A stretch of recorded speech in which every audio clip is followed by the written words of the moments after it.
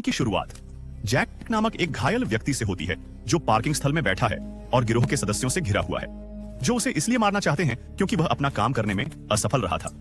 उसे पेबैक नामक एक व्यक्ति को मारना था, लेकिन इसके बजाय उसने उस व्यक्ति के परिवार को मार डाला और उसे भागने दिया। अचानक एक बड़े आदमी ने एक बड़ी क्रॉस वाली शर्ट पहन रखी है, जिससे पता चलता है कि यह पेबैक ही है। वह जैक को बचाने के लिए गिरोह पर गोलीबारी शुरू कर देता है। उनमें से कुछ तो तुरंत ही मारे जाते हैं, लेकिन गिरोह के एक सदस्य के पास विशेष शक्तियां होती हैं और उसे गोलियों से कोई नुकसान नहीं पहुंचता। इससे पेबैक को उसके साथ हाथापाई करने के लिए मजबूर होना पड़ता है। तीव्र लड़ाई में पेबैक आदमी के पैर और हाथ को तोड़कर अपनी ताकत और कौशल दिखाता है। वह अपने नंगे हाथों से अंतिम गैंगस्टर की खोपड़ी कुचलकर उसे खत्म कर देता है। जैक सोचता है कि पेबैक ने दयालुता के कारण उसे बचाया, लेकिन वह गलत है। पेबैक ने केवल गैंगस्टरों को रोका ताकि वह स्वयं बदला ले सके।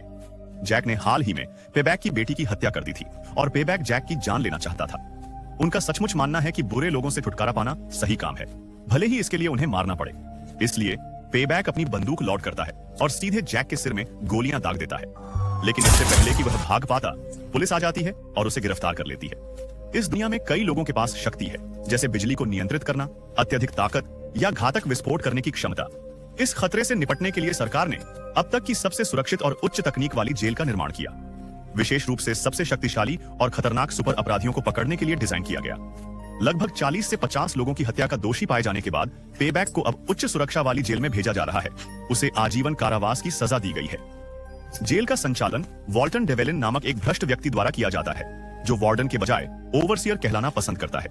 ऐसी कई अफवाहें हैं कि वह भागने की कोशिश करने वाले कैदियों को गुप्त रूप से मार देता है, लेकिन जब एक समाचार चैनल पर इसके बारे में पूछा गया तो डेवेलिन ने इन दावों को पूरी तरह से नकार दिया। डेवेलिन के अनुसार जेल का निर्माण अपराधियों को सुधारने के लिए नहीं, बल्कि उन्हें कष्ट देने के लिए किया गया था। जल्द ही जेल में नए कैदियों का एक समूह आता है, जिसमें पेबैक भी शामिल है, जो पहले से ही अन्य कैदियों के बीच जाना पहचाना है।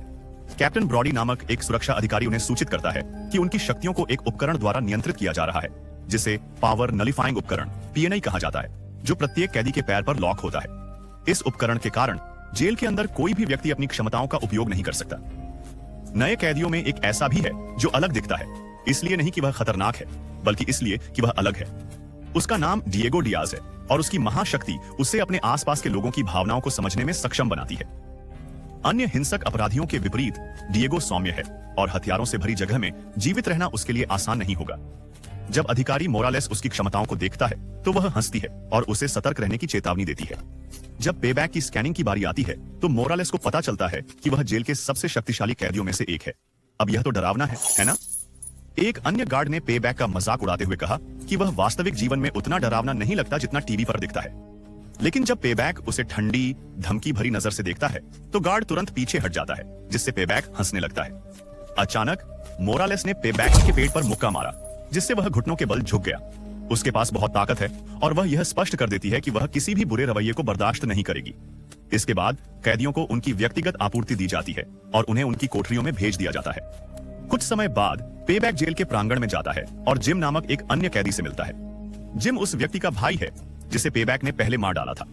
जिम पहले से ही बदला लेने की प्रतीक्षा कर रहा है और बिना किसी हिचकिचाहट के दोनों एक क्रूर लड़ाई में उतर जाते हैं। पेबैक ने जिम के चेहरे पर कई जोरदार घूंसे मारे, जिससे वह खून से लथपथ हो गया।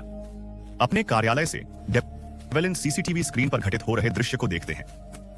यह देखकर वह स्पष्ट रूप से मनोरंजन कर रहा है, क्योंकि उसकी मेज पर पॉपकॉर्न रखा है और वह हंस भी रहा है। मोरालेस और अन्य गार्ड बस खड़े रहते हैं और लड़ाई को रोकने का कोई प्रयास नहीं करते। इस बीच डिएगो गॉर्डन नामक एक अन्य कैदी से बात कर रहा है।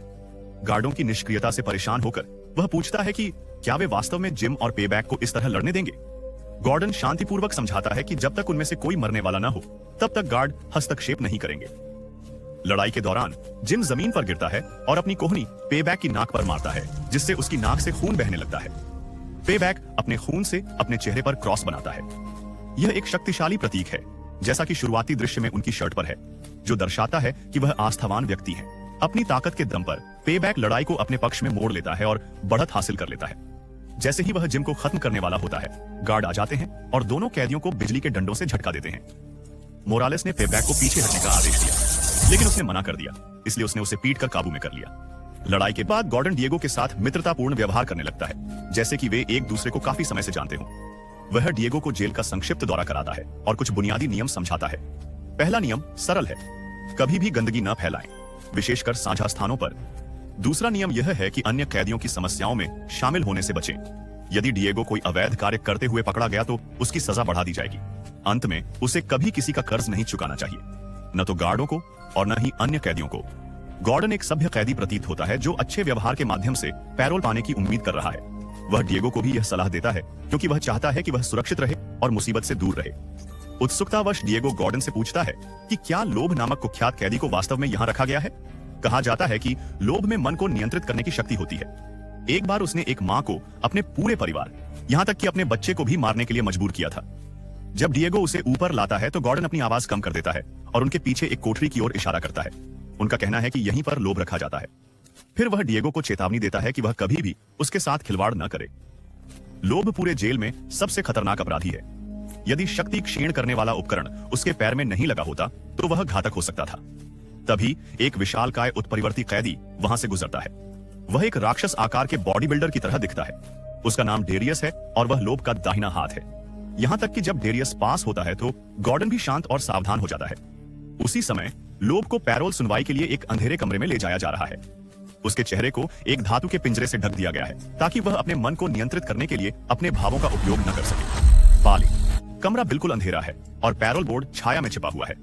यह पैरोल के लिए उनका चौथा प्रयास है, लेकिन एक बार फिर जवाब नहीं है। उनके अनुरोध को अस्वीकार कर दिया गया और उन्हें बताया गया कि उन्हें एक और मनोवैज्ञानिक मूल्यांकन से गुजरना होगा। बोर्ड का कहना है कि उसकी क्रोध संबंधी समस्या उसे बाहरी दुनिया के लिए खतरा बनाती है।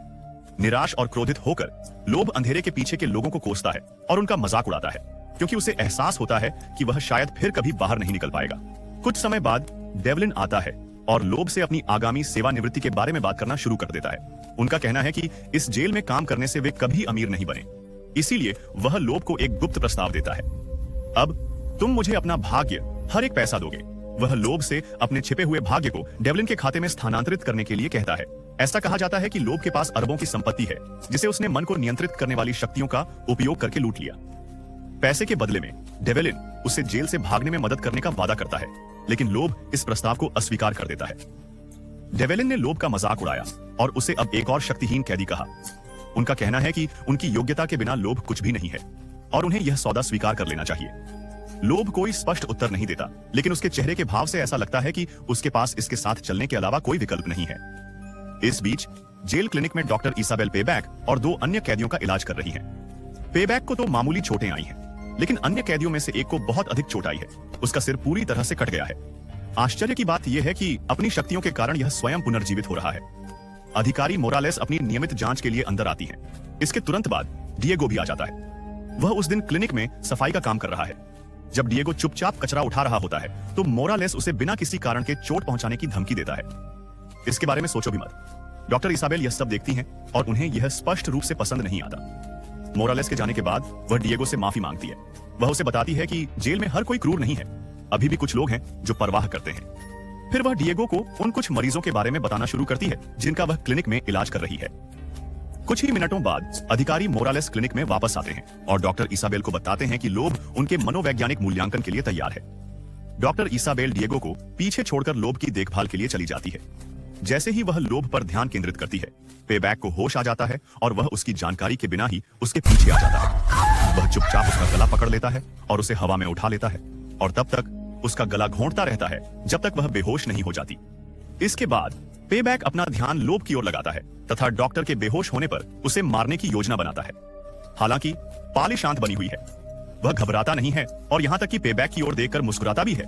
खतरे से बिल्कुल भी प्रभावित नहीं होता। जैसे ही पेबैक हमला करने वाला होता है, डिएगो पीछे से दौड़ता है और पेबैक को काफी देर तक रोके रखता है ताकि एक गार्ड आकर उसे रोक सके। उस क्षण में डिएगो लो की जान बचाता है, लेकिन उसने नियम नंबर 2 को तोड़ दिया है, जो यह है कि कभी किसी और की मुसीबत में नहीं पड़ना चाहिए।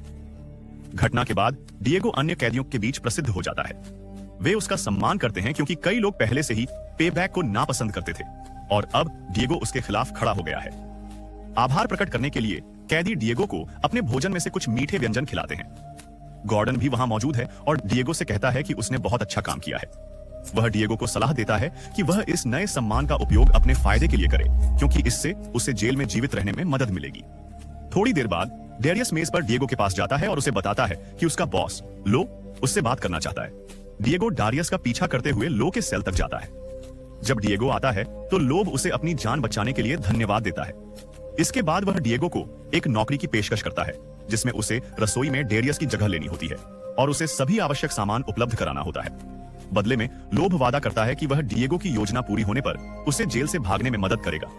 डिएगो बाहर निकलना चाहता है, लेकिन उसे यकीन नहीं है कि लोब के साथ काम करना सही निर्णय होगा या नहीं। इस बीच वार्डन के कार्यालय में डेवलिन की सहायक फेलिसिया उसे चेतावनी देती है कि लोब के साथ सौदा करना खतरनाक है। उन्होंने कहा कि लॉबी पर कभी भरोसा नहीं किया जा सकता। हालांकि डेवलिन का तर्क है कि सुपर खलनायकों के लिए जेल के वार्डन के रूप में उन्हें उनसे भी बदतर होना चाहिए। वह फेलिसिया से कहता है कि यदि वह अगली वार्डन बनना चाहती है तो उसे भी उतना ही निर्दयी होने का साहस रखना होगा। अपनी बात को साबित करने के लिए डेवलिन उसे 2 पत्र दिखाता है।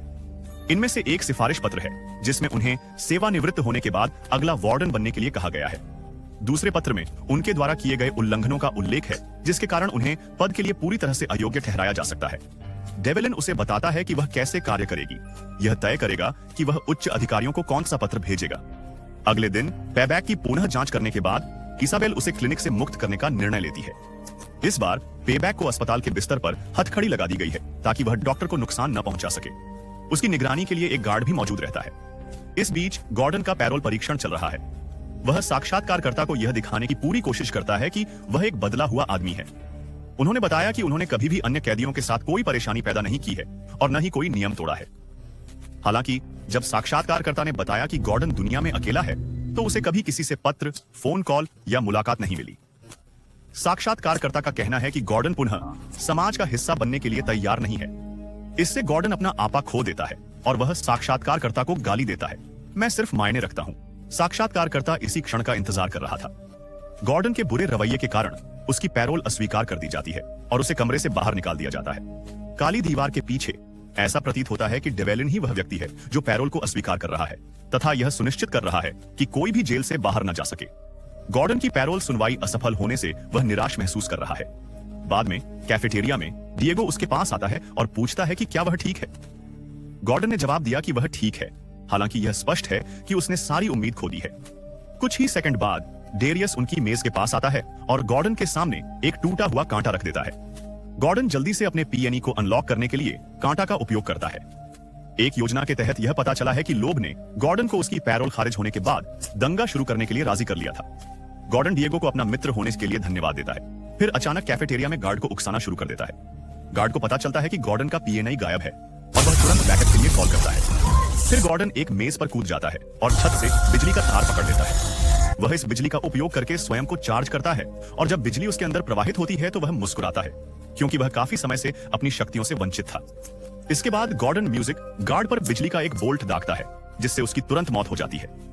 कैफेटेरिया में अफरा तफरी मच जाती है क्योंकि अन्य कैदी वहां से भाग जाते हैं। डिएगो गार्ड के पास जाता है और गॉर्डन से पूछता है कि उसने क्या किया है, लेकिन तब तक बहुत देर हो चुकी थी। इसके बाद गॉर्डन जेल की बिजली आपूर्ति को अधिक बढ़ा देता है, जिससे पूरी सुविधा बंद हो जाती है।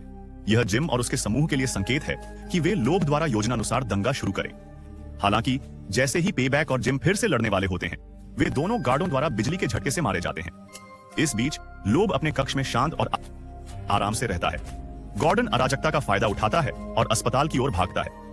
वह वहां छिपने और अंततः जेल से भागने की उम्मीद कर रहा है। दूसरी ओर फेलिसिया डेवलिन को कैफेटेरिया में हुई घटना की जानकारी दिखाती है तथा बताती है कि गॉर्डन ने अपनी शक्तियां कैसे वापस पाई। यह देखने के बाद डेवलिन ने पूरे हिरासत केंद्र में गॉर्डन की तलाश का आदेश दिया। इस बीच गॉर्डन क्लिनिक में है और शांति से खिड़की से बाहर देख रहा है। अचानक पीछे से उसके सिर पर जोरदार प्रहार होता है। यह अधिकारी मोरालेस है। वह डेवेलिन को स्थिति की सूचना देती है, जो उसे गॉर्डन को वहीं मार डालने का आदेश देती है। पहले तो मोरालेस हिचकिचाती है, लेकिन कोई अन्य विकल्प न होने पर वह आदेश का पालन करती है। गॉर्डन सारी उम्मीद खो चुका है, इसलिए वह उसे आसानी से मार देता है। अधिकारी मोरालेस ने गॉर्डन को बेरहमी से मुक्का मारा। उसके जोरदार वार से उसकी खोपड़ी कुचल गई। उसके हाव भाव से पता चलता है कि वह ऐसा नहीं करना चाहती, लेकिन उसके पास कोई विकल्प नहीं है। इस घटना को समाचारों में छुपा दिया गया और डेवलिन ने एक झूठी कहानी गढ़ी कि गॉर्डन भागने की कोशिश कर रहा था और गिरकर उसकी मौत हो गई। एक समाचार एंकर डेवेलिन के संस्करण का समर्थन करता प्रतीत होता है, लेकिन दूसरा संदिग्ध है, क्योंकि उसे पता है कि जब भी कोई जेल में मरता है तो डेवेलिन हमेशा झूठी कहानियां गढ़ता है। वापस जेल में डिएगो अपनी पत्नी के साथ बात कर रहा था, तभी अधिकारी मोरालेस ने बातचीत बंद कर दी और उसे बताया कि डेवलिन लोब सेल के बगल वाले एकांत खंड में उससे बात करना चाहता है। वहां डेवेलिन डिएगो को डराने के लिए उसे एकांत कारावास की कठोर कोठरी दिखाता है। अंदर का वातावरण आंधी तूफान जैसा है और यह सिर्फ 1 सेकंड में किसी व्यक्ति को मार सकता है। इसके बाद डेवलिन ने डिएगो से पूछा कि लोब ने उससे क्या करने को कहा था। डिएगो ने स्वीकार किया कि लोब ने उससे केवल रसोई घर में काम करने के लिए कहा था और एक नाम बताया था, कार्पल टनल। यह सुनने के बाद डेवलिन डिएगो को जाने देता है, लेकिन उसे चेतावनी देता है कि वह लोब द्वारा बताई गई हर बात को उसे बताए। यदि ऐसा नहीं किया गया तो इसके खतरनाक परिणाम हो सकते हैं। बाद में डेवलिन हाल की घटना के बारे में लोब से बात करता है। लो ने किसी भी संलिप्तता से इनकार किया है। डेवलिन क्रोधित हो जाता है और लोब को उनके समझौते के बारे में याद दिलाता है और कहता है कि यदि वह डेवलिन की सेवानिवृत्ति से पहले इसे पूरा नहीं करता है तो उसे अत्यधिक एकांत कारावास की कोठरी में डाल दिया जाएगा। लोब जानता है कि वह अकेले जेल से नहीं भाग सकता, इसलिए वह डेवलिन के सेवानिवृत्ति के दिन पैसा लाने का वादा करता है। हालांकि बदले में वह जेल का वाईफाई पासवर्ड मांगता है। डेवलिन इस अनुरोध पर हंसता है और वहां से चला जाता है। इस बीच फेलिसिया, ब्रॉडी और एक अन्य अधिकारी बेसमेंट में विद्युत प्रणाली की जांच कर रहे हैं। चूंकि डिएगो ने कार्पल टनल का उल्लेख किया है, इसलिए डेवलिन ने उन्हें सभी जेल सुरंगों की जांच करने का आदेश दिया है। वे चर्चा करते हैं कि गॉर्डन के साथ क्या हुआ और फेलिसिया इस बात से खुश नहीं है कि एक कैदी मारा गया। ब्रॉडी भी ऐसा ही महसूस करता है, लेकिन कप्तान के रूप में उनका मानना है कि जेल की छवि की रक्षा करना अधिक महत्वपूर्ण है, इसलिए गॉर्डन की हत्या उचित थी। एक अधिकारी का कहना है कि वह जनरेटर ठीक कर सकता है, लेकिन उसे समय पर मदद की जरूरत है। फेलिसिया ने चेतावनी दी कि उन्हें इसे शीघ्रता से ठीक कर लेना चाहिए, विशेषकर डेवलिन के सेवानिवृत्त होने से पहले, क्योंकि उस दिन चीजें गलत हो सकती हैं। बाद में तहखाने और विद्युत प्रणाली का पुनर्निर्माण शुरू होता है।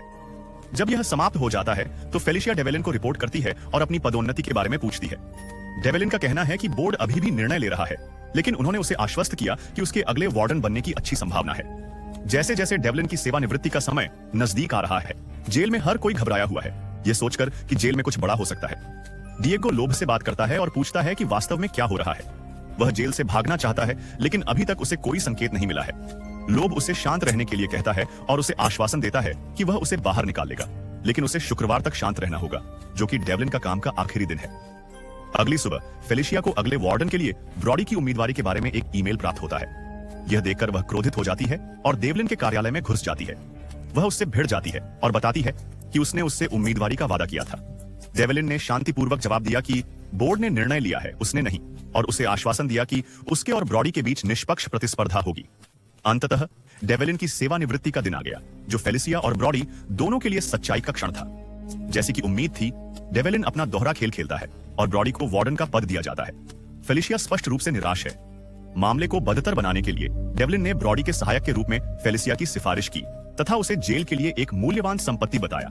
इस घोषणा के बाद डेवलिन सीधे लोब की कोठरी में पैसे लेने के लिए जाता है। वह लोब को एक टैबलेट देता है और उससे पैसे ट्रांसफर करने को कहता है। मैं यह सुनिश्चित करूंगा कि आप सभी आराम से रहें, चिंता मत करो। लेकिन वायर ट्रांसफर शुरू करने के बजाय लोब टैबलेट को हैक कर लेता है और कैदियों के सभी पीएनडी उपकरणों को निष्क्रिय कर देता है। उन्होंने डेवलिन से वाईफाई पासवर्ड पहले ही प्राप्त कर लिया था। और एक रोचक बात यह थी कि डेवलिन ने जेल की सभी सुरक्षा प्रणालियों के लिए एक ही पासवर्ड का उपयोग किया था, जिससे लोब के लिए उन्हें निष्क्रिय करना आसान हो गया। पीएनआई उपकरणों को निष्क्रिय करने से जेल में बड़े पैमाने पर दंगा भड़क उठता है। अब कैदी अपनी शक्तियों का प्रयोग करने के लिए स्वतंत्र हैं और हर जगह उत्पात मचा रहे हैं।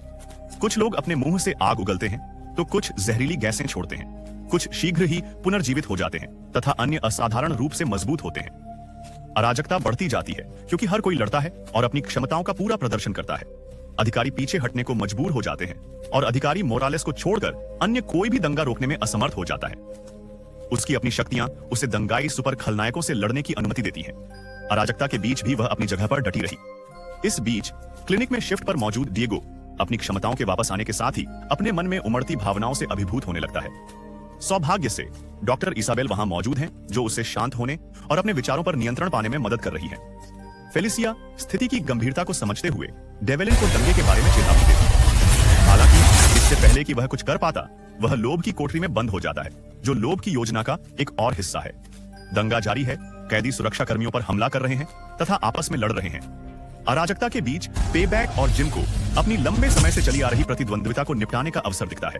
जिम अपनी अपार शक्ति के साथ लड़ाई में ऊपरी हाथ हासिल कर लेता है, लेकिन जैसे ही जिम पेबैक पर काबू पाने वाला होता है, एक अन्य कैदी जिम का ध्यान भटका देता है, जिससे पेबैक परिसर के भीतर भाग निकलने में सफल हो जाता है। ब्रॉडी ने मदद मांगने के लिए फेलिसिया को फोन किया।